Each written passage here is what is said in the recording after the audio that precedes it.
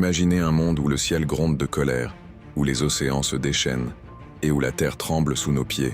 Ce n'est pas un simple orage, ni un désastre naturel ordinaire.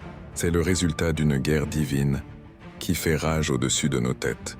Dans la mythologie grecque, quand les dieux se querellent, ce sont les humains qui en paient le prix. Pensez-y. Zeus, le roi des dieux, lance ses éclairs de rage, tandis que Poséidon furieux fait surgir des vagues monstrueuses qui engloutissent les côtes.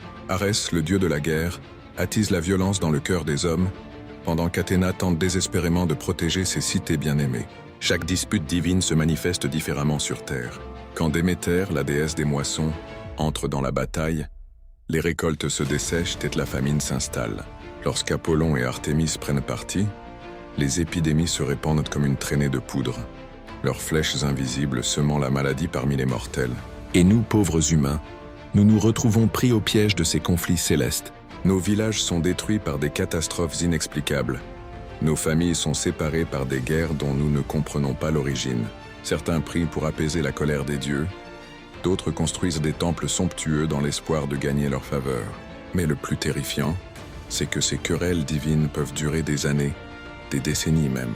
Chaque dieu utilise ses pouvoirs uniques pour gagner l'avantage, transformant notre monde en un champ de bataille cosmique. L'air que nous respirons devient lourd de magie divine.